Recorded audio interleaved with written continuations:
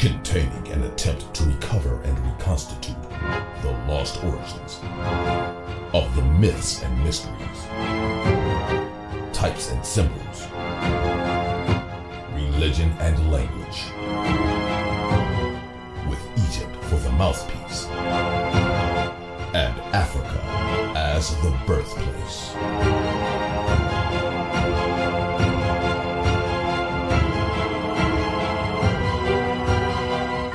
Welcome back to the Deep Dive. Today, we are opening a file that, honestly, it makes me a little nervous. I get that. Because usually when we talk about history, we're moving around pieces of a puzzle that's already assembled. We argue about the edges or maybe where one specific piece fits. Sure, it's about interpretation of a known set of facts. But today, we're talking about taking the entire puzzle apart and realizing the picture on the box is completely different from the pieces inside. We are going to the bedrock of Western civilization today.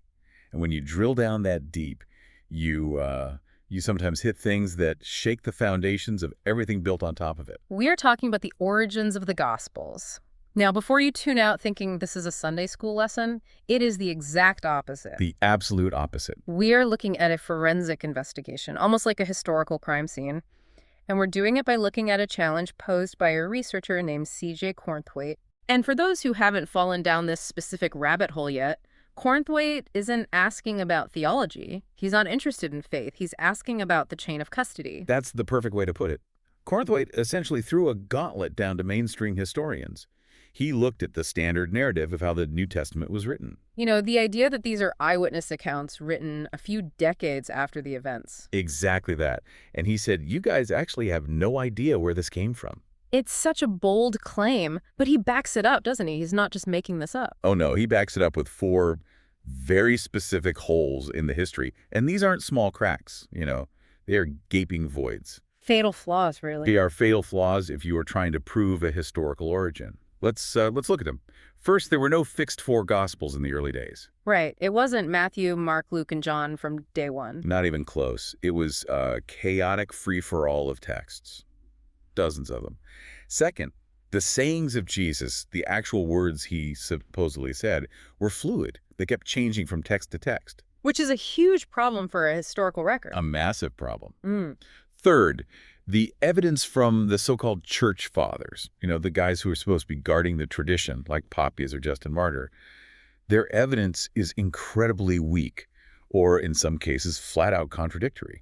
And fourth, and this is the big one. This is the one that always gets me. The complete lack of eyewitnesses. Zero. And we aren't just talking about nobody saw the resurrection. We mean nobody saw the guy. Cornthwaite's point is that if you treat this as a cold case investigation, looking for a Jewish teacher in first century Galilee, the case just collapses. The evidence isn't there. The bridge falls down. There's no chain of custody from the man to the text. But, and here's where it gets really, really interesting. For our deep dive today, we have a stack of sources that argue these aren't holes at all. They are only holes if you're looking in the wrong place. Exactly. The thesis we are exploring today is that if you turn your gaze south, if you stop staring at Jerusalem and you look to Egypt, those holes suddenly fill up. The chaos resolves into a pattern. It does. But it's a pattern that requires us to completely rethink what the Gospels actually are. It's a total paradigm shift. And we are bringing in the heavy hitters for this one. We've got Gerald Massey, the 19th century poet and self-taught Egyptologist who spent his life mapping these connections in 6 enormous volumes. A monumental, if overlooked, work. We've got Walter Williams, who focuses on the specific historical pivot point, the missing link, of the Serapis cult. And we've got Martin Bernal and his game-changing book, Black Athena, which explains why we were told to ignore Egypt in the first place. Right. Why this information has been sort of buried. And I have to say, usually I play the skeptic. I'm the one pulling us back to the academic consensus saying, let's be careful. The devil's advocate. Right. Yeah. But when you line up Massey's data, especially when you put it alongside the linguistic work Williams does and the historical context from Bernal, it is overwhelming. You stop seeing coincidences and you start seeing a system. A blueprint. A blueprint, that's the word. So, the mission for this deep dive is simple. We are going to take Cornthwaite's 4 impossible questions and see if ancient Egypt has the answers. Let's start with that first big problem, the fluidity, the crisis of history. Okay, this is the first smoking gun. Cornthwaite is absolutely right when he points out that early Christians didn't have a set Bible. They had these fluid sayings. Things moved around. Stories changed details. Which, if these were historical records of a specific teacher, you'd expect the disciples to say, no, wait, he said it this way, I was there. Of course. If I read a biography of Lincoln, the Gettysburg Address doesn't change 3 times depending on which city I'm in. And if it does, I'm a really bad historian. You're a fraud. And this is where Gerald Massey steps in and just completely reframes the argument. He says, essentially, you're right, the text is fluid, but that's because you are trying to read a history book, and what you're holding is mythology. Okay, let's unpack this, because when we hear myth, we usually think fake story. We think of Zeus throwing lightning bolts, and we just dismiss it. But that's not what Massey means, is it? No, not at all. That's a modern, kind of degraded understanding of myth.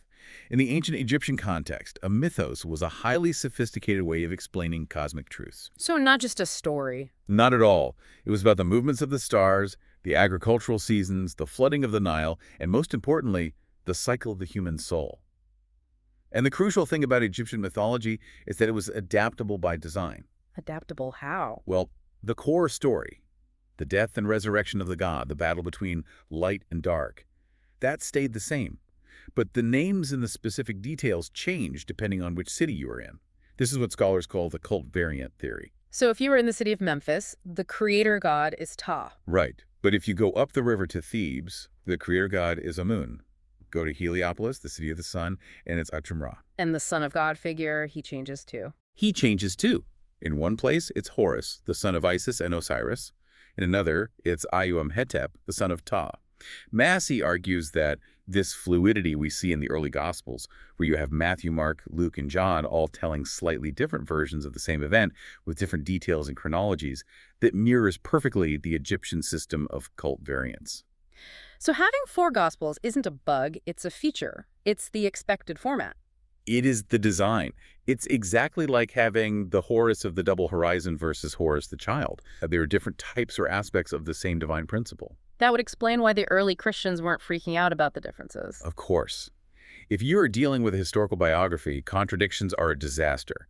Did he die on Thursday or Friday? That matters in a court of law. A lot. But if you are dealing with a mythic drama, those details are flexible. They're serving a liturgical purpose, not a journalistic one. Which brings us directly to the eyewitness void. Cornthwaite asks, where are the witnesses? And Massey's answer is basically, you're asking the wrong question. He says, there aren't any. Because it wasn't a physical event that happened in a specific time and place. It was a ritual. A drama of the mysteries. Massey uses this brilliant analogy. He says the Gospels are like a play. You don't have eyewitnesses to the events in Hamlet, do you? No, you have an audience. You have an audience. Yeah. And that clarifies the genre immediately. So the people writing these texts weren't scribes following a guru around with a notepad. They were playwrights. Or more accurately, they were writing the script for a ritual. A liturgical script. The witnesses were the initiates in the mystery schools who were watching the drama of the soul being enacted. They weren't witnessing a man walking on water in a literal lake in Galilee. They were witnessing a symbolic representation, a ritual about the soul crossing the waters of death. Precisely. It's a complete paradigm shift. It takes the problem of no eyewitnesses and turns it into proof that we're looking at a ritual text, not a historical one. That is massive. But to really get this, we have to go back, way, way back. We need to talk about Massey's typology. We need to go into deep time now. We're talking 2500 BCE, the pyramid texts. This is thousands of years before a single word of the New Testament was written. 2.5 millennia. And Massey's core thesis here is that the Christ figure is not a person who popped up in Judea. It is a universal type, a mold, a pattern that had been used for millennia. And the central concept here, the Egyptian term, is the Charist. The Charist. Now, this is a little technical, but it's absolutely crucial. This is the Egyptian word for the mummy. Okay, a dead body. But not just a dead body. It specifically refers to the mummy that has been ritually prepared, that has been anointed with oils, preserved, and made ready for resurrection. The word Charist implies the anointed one. And Christos in Greek means? The anointed one. Wow. Massey draws a direct linguistic and conceptual line here. The Egyptian crest, you can see it written with the hieroglyphs, is the prototype for the Greek Christos. The sound and the meaning are there. But help me understand the theology here. Why is a mummy a Christ? That sounds morbid to our modern ears. It does. But we have to think like an Egyptian. For them, the physical body was liable to decay. It rots. It is corruptible. The whole process of mummification was a sacred science. It was about taking that corruptible flesh and turning it into something incorruptible, something eternal. So the crest isn't a symbol of death. It's a symbol of overcoming death. The crest represents the soul trapped in matter, the body, which is now preserved, waiting to be liberated, waiting to rise again. It is the divine potential within the material form. So every mummy in Egypt was, in a sense, a Christ. Exactly. That is the key insight. That changes everything. You aren't born a Christ. You become a Christ through the ritual process. Yeah. Every deceased person who underwent the proper rituals became the Osiris or the crest. They were putting on the Christ. It was a theological status, not a guy's name. That completely changes the scope. It's not about one man saving everyone from the outside. It's about a process that everyone goes through from the inside. It's the democratization of divinity. Salvation is a process available to all who follow the path. And Massey connects this directly to the divine family tree. At Memphis, for example, you have Ptah, the father, the great creator god. And he has a son. He has a son, Emhetep. Okay, let's break down that name. Right. Means to come, or the coming one. Emhetep means in peace. So his name, his title is the coming one who brings peace. The Prince of Peace. The Prince of Peace. It's right there in the name. That sounds incredibly familiar. It's almost too on the nose. It gets even more specific. Massey highlights the concept of Isu. Su is the Egyptian word for son. So Isu is the coming son, or the ever-coming son. Iusu. Massey argues this is the phonetic and conceptual root of Jesus. It's not a personal name of a historical individual. It's a title for the divine son who is constantly being reborn in the cycles of time. The ever-coming son. That's beautiful, actually. It removes the one-time nature of the event and makes it eternal. It makes it a cosmic principle. It happens every sunrise. It happens every spring after the winter. It happens every time a soul awakens. And this connects to the virgin birth, I assume. Directly. In the Egyptian model, the sun, or the sun, is born from the sky. The sky is personified as the goddess Nut, or Neith, or Isis. She is the great mother, the virgin mother, who gives birth to the light without a male consort. So the Immaculate Conception wasn't a one-off miracle in Galilee. It was a standard feature of Egyptian cosmology. It was how the universe worked. It was standard operating procedure for a solar myth. You have Neith, the Virgin Mother of Sais, and you have the two sisters, Isis and Nephthys, who are always present at the death and resurrection of the god. They are the divine mourners and protectors. And Massey points out that in the Gospels, at the cross and at the tomb, you always have the two Marys. It's the same cast of characters, the same archetypal roles being played out. And it's not just Massey saying this stuff in a vacuum, right? He gets dismissed sometimes as a fringe amateur. He does, but he's been vindicated by later, more mainstream scholarship. We have E.A. Wallace Budge, who was the keeper of Egyptian antiquities at the British Museum for decades. A pillar of the establishment. The absolute pillar. And he wasn't a radical like Massey, but even he had to admit in his books that the Egyptians possessed every single attribute of the Christian savior thousands of years earlier. And Bojana Musaf, a modern Egyptologist, her work confirms that in Alexandria, the transition from Osirian-Horus to Jesus was basically seamless. Seamless, that's the key word. It wasn't a collision of two different religions. It was a morphing, a rebranding. A translation. But we still have a logistical problem. A huge one.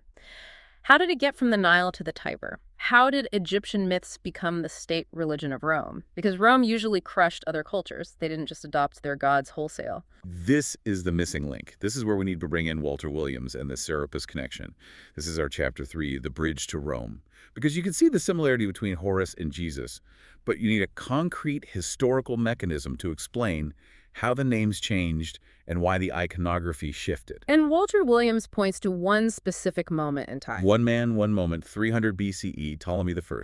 The Greek general who took over Egypt after Alexander the Great died. Right. You have to set the scene. Imagine Alexandria, 300 BCE. It is the New York City of the ancient world. It's a melting pot. You have a massive population of native Egyptians who worship Osiris and the sacred Apis bull. And then you have a ruling class of Greeks. A powerful minority of Greeks who worship Zeus and Hades. Ptolemy has a huge geopolitical problem. He needs to rule both of these groups without a constant civil war. He needs a unifier. So what does he do? He creates a committee. Effectively, yes. It sounds incredibly bureaucratic, but it's history. He brings in the top theologians, Manetho, the Egyptian high priest of Heliopolis, and Timotheus, a Greek mystic from Eleusis. And he gives them a directive: build me a god that everyone can worship. He engineered a new deity on purpose. He did. They take the Egyptian god Osiris and the sacred bull Apis, and they combine them into Osiris, which gets Hellenized or Greekified into Serapis. Okay, so they have a new name. But what does the Serapis look like? Because Osiris is usually a green-skinned mummy, and Horus sometimes has a hawk head. The Greeks aren't going to worship a hawk-headed mummy. Exactly. The Greeks liked their gods to look like handsome, powerful humans. So they gave Serapis a human body, a flowing beard like Zeus or Hades, long shoulder-length curly hair. Wait a minute. They made him the god of the underworld and resurrection, just like Osiris, but they gave him the face of a Greek philosopher king. He's a human-looking god who dies and rises. You are describing the standard, universally recognized picture of Jesus. I'm describing the statue of Serapis from the Serapeum in Alexandria. If you look at a bust of Serapis from the 2nd century BCE and you put it next to a Byzantine icon of Jesus Christ from the 6th century AD, it's the same guy. The visual identity of Christ is the visual identity of Serapis. That is uncanny. So Ptolemy creates this hybrid god. He has the backstory of Osiris dying and rising, judge of the dead, but he has the face of a Greek god. And Williams argues this was the missing link. Serapis was the vessel, the Trojan horse, that carried Egyptian theology into the Greco-Roman world. And here is the absolute smoking gun that Williams and Massey both love to cite. It's a letter from the Emperor Hadrian. I have this right here. This is from 134 AD. Hadrian is writing to his brother-in-law Servianus about a trip he took to Egypt, and he says, and I quote, "Those who worship Serapis are likewise Christians. Even those who style themselves the bishops of Christ are devoted to Serapis." Just let that sink in for a second. The Emperor of Rome, the most powerful man in the world at the time, is looking at these two groups in Alexandria, the Christians and the Serapians, and he says, I can't tell the difference. That is mind-blowing. Our standard history book picture is of early Christians as this totally distinct, persecuted minority hiding in catacombs. But Hadrian is on the ground saying they were indistinguishable from the most popular cult in the city. Because functionally, they were the same. In Alexandria in the 2nd century, Christianity and the Serapis cult were both worshiping a savior, a Soter, which was a primary title of Serapis, by the way, a savior who died and rose again. The theology was identical. The liturgy was identical. The iconography was identical. So when Cornthwaite asks where did the Gospels come from, Walter Williams would say they came from the Library of Alexandria, written by people who were syncretizing Jewish messianic ideas with the already popular Serapis cult. And then comes the Council of Ephesus in 431 AD. Williams calls this the lock-in. This is where the institutional church officially formalizes the theology.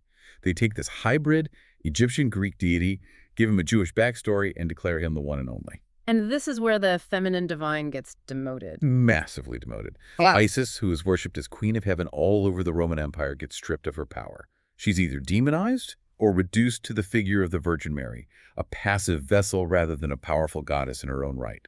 The created icon of Serapis Christ becomes the only game in town. It's like a hostile takeover of the myth. But that brings up a huge question. Why don't we know this? I mean, why isn't this chapter 1 in every history textbook? Why are we still taught the Greek miracle story that Greece invented everything on its own? And that brings us to Martin Bernal and Black Athena, our chapter 4, the cultural flow. Martin Bernal, in the 1980s, just blew the lid off this entire academic construct. He argued that for the last 200 years, there has been a systematic and often explicitly racist academic bias against acknowledging Egypt's influence on Greece. He calls it the Aryan model. The Aryan model, yes. In the 18th and 19th centuries, as European colonialism and scientific racism were peaking, scholars in Germany and England couldn't handle the idea that the pure white Greeks, the supposed founders of Western democracy, logic, and art, learned everything they knew from black Africans on the Nile. It didn't fit the narrative of European supremacy. It was an inconvenient truth. A deeply inconvenient truth. So they invented the Greek miracle, this idea that Greek civilization just spontaneously combusted out of nothing, that they were these singular geniuses who invented philosophy, math, and art in a total vacuum. But the Greeks themselves didn't say that, did they? Not at all. That's what Bernal calls the ancient model. If you read the ancient Greeks themselves, Herodotus, Plato, Pythagoras, Solon, they all said, we went to Egypt to learn. Our gods came from Egypt. Our geometry came from Egypt to measure the Nile. Bernal's argument is simple. We need to stop listening to 19th century German racists and start listening to the ancient Greeks. Okay, so if Greek civilization itself is built on an Egyptian substrate, then the language of the New Testament, which is Greek, is already loaded with Egyptian concepts. You can't separate them. Bernal goes through and traces specific borrowings, and it's stunning. Take Heracles, the strong man, the son of a god who performs 12 labors. He's derived from the Egyptian Khonsu or Shu. And Athena, the goddess of wisdom. The patroness of Athens. She's derived from the Egyptian goddess Neith. The Greeks themselves said this. And Rhadamanthus, the judge of the dead in the Greek underworld. His name is a direct borrowing from the Egyptian Ilmid, which means Montu gives. The connections are linguistic and functional. So when you sit down to read a Greek gospel, you are actually reading Egyptian theology that's been translated into Greek concepts, which were themselves Egyptian in origin. It's Egypt all the way down. It's a continuous stream. So let's pivot back to the text itself, to Cornthwaite's second question. The problem of the sayings of Jesus, the fluidity. Biblical scholars talk about this mysterious Q source, this lost book of sayings that Matthew and Luke supposedly copied from. The Q problem, yes. Right. Biblical scholars have been hunting for Q for centuries. It stands for Quell, which is German for source. They imagine it was a written document, a little book of Jesus' quotes that circulated in the early church. But Massey says, you're looking for the wrong thing. He says, you're looking for a book, but you should be looking at the ritual. He argues that Q is what was known as the Logia Koryaka. The sayings of the Lord. Correct. But the Lord isn't a Galilean carpenter. The Lord is Osiris, or Horus, speaking in the rituals. And Massey goes through the Book of the Dead, which is more properly called the Book of Coming Forth by Day. And he finds the prototypes for almost all the famous sayings. The famous I am statements from the Gospel of John. I am the bread of life. I am the good shepherd. I am the door. I am the way. They are all there in the Egyptian text, in what are called the negative confessions or the declarations of innocence. The soul of the deceased, identified with Osiris, says, I am the possessor of bread and Enyo. I am the bread of life. Horus is frequently depicted as the good shepherd who leads his flock, the souls of the dead, through the perilous underworld. I am the good shepherd. And there is a god, a guardian of a gate in the underworld, who calls himself the road or the way. I am the way, the truth, and the life. It's the same script. It is the same script. Massey's argument is that the figure of Iametet, remember the Jesus prototype, is the sayer. His function in the ritual is to utter the wisdom of the Father God, Ra or Ta. So the reason the sayings are fluid in the Gospels, why they're in a different order in Matthew and Luke, is because they were ritual recitations. Yes. They weren't verbatim quotes of a guy giving a lecture on a mountaintop. They were the lines spoken by the priest who was personifying the Son of God in the temple. And you'd change the lines depending on the ceremony. Exactly. You adapt the liturgy to the occasion. If it's the harvest festival, you use the bread of life sayings. If it's a funeral rite, you use the resurrection and the life sayings. That makes so much sense of the fluidity problem. It's not a problem at all. It's how ritual works. It also explains the authoritative tone. You know, when the Gospels say Jesus spoke as one having authority, why? Because in the Egyptian ritual, the priest becomes the god. When he speaks, he is speaking as the divine. He isn't quoting God. He is God in that moment. This leads us right into the mess of the Church Fathers. Cornthwaite's third point. The patristic evidence is weak, confusing, and contradictory. These are the guys who are supposed to verify the history, but they just seem lost. Chapter 6. The literary retrofit. And this is where it gets almost comical in a way. You have these early church fathers like Papias and Justin Martyr and Irenaeus trying to explain where their books came from. And they're clearly struggling to make the pieces fit into a historical narrative. Okay, let's start with Papias. He's the one who makes the famous claim that Matthew wrote the Logia, the sayings, in Hebrew. Right, and this has caused centuries of headaches for scholars because we don't have a Hebrew Matthew. The Gospel of Matthew we have was clearly written in Greek. It's not a clunky translation. It reads like an original Greek composition. So where's the Hebrew Matthew? It doesn't exist. Massey cuts right through this Gordian knot. He says Papias, a Greek speaker, wasn't talking about Hebrew. He was mishearing or mistranslating the Egyptian word mati. M-A-T-I. Yes, mati is the Egyptian concept of mat. It means truth, justice, cosmic order, the law, you know, the famous image of the feather of Mat. The scale on the Hall of Judgment where the heart of the deceased is weighed against the feather. Exactly. That represents the cosmic law, the Mati. And who is the scribe of the gods? Who writes down the verdict? The words of the Mati. Thoth, the Egyptian Hermes. Tehuti. Precisely. The Gospel of Truth. The Gospel of Mati. Massey argues that the name Matthew is simply a Hellenized derivation of Mati. Papias heard his sources talking about the sayings of Mati, and he assumed they meant a guy named Matthew, writing in Hebrew. He was confusing a theological category, the sayings of truth, with an author's name. And that would explain why the Gospel of Matthew is the most Jewish, the most law-obsessed of the four. It's the Gospel of Mott, the Gospel of the law. It fits perfectly. And you have Justin Martyr. This poor guy, he's writing in the mid-2nd century, trying to defend Christianity to the Roman authorities. And he has a huge problem. What's his problem? The Romans look at Christianity and they say, hang on, this is just the story of Perseus, son of Zeus, born of the Virgin Danae, or it's the story of Bacchus, who brought wine to mankind, or Asclepius, the healer who raised the dead. You guys are just copying our myths. Which is a pretty valid critique, given what we've just discussed. So what is Justin's defense? His defense is a legal argument called diabolical mimicry. You're kidding me. I am not. This is his actual written defense. He admits the myths are identical. He says, yes, Perseus was born of a virgin. Yes, Asclepius healed the sick and rose to heaven. But he claims that the devil, Satan, is a very clever being. And he had the foresight to read the Old Testament prophecies, see that Jesus was coming. Okay. And then he went back in time and deliberately planted these fake pagan myths in the Greek world hundreds of years before Jesus, just to confuse people when the real one finally showed up. Wow, that is the most desperate argument I have ever heard. That's the argument of a man who has absolutely no evidence and has been backed into a corner. It's a confession. He is admitting on the record that the data is identical. He has to resort to time-traveling demons to explain it away. For us, looking back, it's proof positive that in the 2nd century, the Christian story was completely indistinguishable from the pagan myths surrounding it.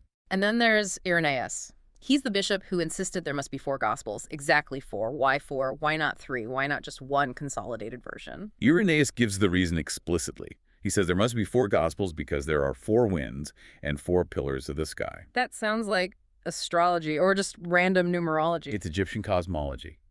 The 4 corners of the sky in the Egyptian model were guarded by the 4 sons of Horus Amsta, Hapi, Tuamutef, and Kapsanef. They were the pillars of heaven. They held up the sky. And in later Christian iconography, the 4 evangelists are always depicted with 4 specific creatures. A man, a lion, an ox, and an eagle. Which are the 4 fixed signs of the zodiac. Aquarius, Leo, Taurus, Scorpio. And they're also the forms of the 4 sons of Horus. The structure of the New Testament canon, the fourfold gospel, isn't based on history. It's built on the Egyptian architectural plan of the cosmos. It wasn't because 4 guys happened to write reliable books. It was because the number 4, the 4 pillars, was a sacred architectural number. They needed 4 supports for the heaven of the new religion. Okay, we've looked at the structure, the sayings, the external history. Now I want to get into the plot itself, the forensic evidence, as Massey calls it. This is chapter 7. Because the parallels in the actual narrative are just too specific to be a coincidence. The Assyrian plot proven. Yes, this is where the theory becomes undeniable, I think. Let's just walk through the life of Jesus as if it were an Egyptian ritual. Start with the baptism. Jesus goes to the Jordan River. And in the Egyptian texts, Horus goes to the Eridanus, which was their name for the celestial Nile. Jesus is baptized by John the Baptist. Horus is purified, or baptized by Anup, who we know as Anubis. At the baptism, the dove descends on Jesus. And in Egypt? In Egypt, it's the bird of the soul, the Ba, which often takes the form of a bird, or it's the hawk of Horus descending upon the initiate. And then the voice from heaven. This is my beloved son, in whom I am well pleased. This is the key moment of transformation in the Egyptian ritual. The child Horus, at age 30, by the way, the exact same age Jesus begins his ministry, transforms into the adult Horus. He becomes the beloved son of the father Raad. It's the moment of crastation, of becoming the anointed one, the Christ. So the baptism isn't about washing away sin. It's an anointing, an initiation. An empowerment. And right after that, he goes into the desert for 40 days, the temptation. Jesus versus Satan. Horus versus Set, or Sut, his great adversary. They battle in the desert for an extended period. Satan takes Jesus to a high mountain, or the pinnacle of the temple. In the Egyptian text, Horus ascends the Mount of Hetep, the place of peace, to commune with his father. The parallels are precise, but the smoking gun, for me, and I think for many people who read Massey, is the story of Lazarus. This is the one that really sealed it for me. This is Massey's masterpiece of forensic literary analysis, the raising of Lazarus. You have to start with the name itself. Lazarus. It's not a common Hebrew name. Not at all. And ancient Hebrew didn't use vowels in writing in the same way we do. So you have the consonants LZR. Massey argues convincingly that this is derived from Elazar. Azar is a native Egyptian name for Osiris. El is a common Semitic article, like the. So Elazar means the Osiris. Lazarus is the Osiris. He is the mummy. He is the carist in the tomb. Mm-hmm. And now look at the plot of the story. Osiris is dead. He is sleeping in the tomb. He has been dead for 3 or 4 days, according to the myths. His son, Horus, comes to the tomb to wake him. And Jesus stands before the tomb and cries out, "Lazarus, come forth." And in the pyramid texts, Horus calls to his father Osiris, who is lying in the tomb, "Rise up, for thou art not dead." And who is present at the tomb in the Gospel of John, Mary and Martha, the 2 sisters of Lazarus. And in the Egyptian myth, who is always at the tomb of Osiris. Isis and Nephthys, the 2 divine sisters. In the Egyptian text, they are given the title the Myrtae, which means the watchers or the friends. Wait, Myrtae? The Myrtae sisters. Massey suggests that the name Martha is a direct echo of Myrtae. So you have the 2 sisters weeping over the mummy of the Osiris, and the divine son comes and calls him back to life. It is scene for scene the same drama. That is just, it's chilling. In a good way. It suggests that the story of Lazarus isn't a journalist's report of a miracle that happened in Bethany. It's a dramatization of the core Egyptian promise of salvation. You, the initiate, will rise again. The Osiris in the tomb is you. It's soteriology, the science of salvation disguised as biography. The writer of John wasn't recording a history. He was rewriting the Assyrian mystery play for a Greek-speaking audience in Alexandria. That's the argument. And it continues right into the Passion. The crucifixion. Gethsemane. Jesus suffers in the garden, sweating blood. In the myths, Horus suffers in a place called the Place of Repose. He is betrayed by Judas, whose archetype is Sut, or Set, the betrayer. And the cross itself. The primary symbol of Osiris is the Tat, or the Djed pillar. It represents his backbone. It's the symbol of stability and resurrection. In the rituals, the god is symbolically hung on the pillar, or as his effigy raised upon it. And what about the seamless garment that the soldiers gamble for at the foot of the cross? That's the mummy swathings. The charist, the anointed mummy, is wrapped in a seamless linen bandage. It's the garment of resurrection. It just keeps stacking up and stacking up. You can't unsee it once you see it. You really can't. And this brings us to the verdict. This is chapter 8. We have to go back and answer C.J. Cornthwaite's 4 questions. Because he's right to ask them. He says these are holes that prove we have no idea where the Gospels came from. So let's run them down and give him the Egyptian answer. Question 1. Why were there no fixed 4 Gospels in the early days? The answer. Because it wasn't a history book being written. It was an Egyptian mythos that evolved into local cult variants, just like the Horus myth. It was later consolidated into the 4 pillars cosmic structure, the man, lion, ox, eagle, which was an Egyptian cosmological and astrological concept, the very same kind of syncretism used by the Serapis cult to unify the religions of Alexandria. Okay, question 2. Why were the sayings of Jesus so fluid and changing? The answer. Because they were logia, they were mythic functions, not historical quotes. They were ritual recitations spoken by the priest playing the role of the Ayum Hetep, the sayer. They adapted to the needs of the specific festival or temple ritual. They weren't verbatim quotes of a human, they were the living words of the ever-coming Son. Question 3. Why is the patristic evidence from the Church Fathers such a complete mess? The answer. Because the Church Fathers were trying to do the impossible. They were trying to retrofit a timeless, cyclical, cultic drama into a linear one-time history. They were taking a myth and trying to force it into the box of biography. That's why they confused Matti, truth, for Matthew. It's why they had to invent time-traveling demons to explain why their religion looked exactly like the pagan ones. They were covering their tracks and, frankly, were probably confused themselves. And the big one, question 4. Why are there absolutely no eyewitnesses? The answer. Because you don't have eyewitnesses to a theological allegory. The witnesses were the initiates in the mystery schools. They watched the sacred drama of the soul, personified as Horus, conquering death, personified as Set. The Gospels are the script of that drama, not a diary of a camping trip in Galilee. This brings us to Massey's final and maybe most powerful concept, carnalization. This is the tragedy of the whole situation, according to Massey. He says the Gnostics, the early Christians who held to this Egyptian inner knowledge, they understood that the story was an allegory for the soul. The Christ is within you. You are the Osiris who dies. You are the Horus who fights Set. It's an internal process. But the historicizers, the literalists... The literalists, they took this beautiful, spiritual, astronomical myth and they carnalized it. They turned it into flesh, from the Latin carnis. They made it about a single man who lived and died in Judea rather than the eternal story of every man's soul and every woman's soul. And in doing so, they destroyed the spiritual meaning. They killed the myth. They externalized salvation. Instead of the Gnostic cry, "I am the Christ rising within me," it became, "I have to believe in that guy over there who rose 2,000 years ago." It disempowered the individual. It took the power of the charis, the inner Christ, away from the people and gave it exclusively to the church. That is a heavy realization. It changes everything about how you read these texts. It stops being a question of, did this happen? And it becomes, what does this mean for me right now? It moves the Gospels from being failed history, which is what Cornthwaite correctly sees them as, to being successful myth. So as we wrap up this deep dive, let's look at the final verdict. The premise was that the holes in the history of the Gospels are only holes if you look for a Jewish origin. And I think we've shown, drawing on Massey, Williams, and Bernal, that if you look to Egypt, the holes aren't holes. They are sockets. They are where the pieces fit perfectly. The Gospels are the 2nd century Alexandrian crystallization of 5,000 years of Egyptian soteriology. It's the ancient wisdom repackaged for a new era. Repackaged, translated, and unfortunately, as Massey would argue, fundamentally misunderstood by the very people who inherited it. I want to leave our listeners with a provocative thought then. If the historical Jesus is actually the Egyptian Horus, or the ever-coming son, Ilusu, does that make the religion false? That's the big question, isn't it? If you need a physical man to have walked on water for your faith to work, then yes, this entire framework is devastating. But what if you think about it another way? Does it perhaps make it more true? How so? Because it means the story isn't about a fluke event, a historical anomaly that happened once and will never happen again.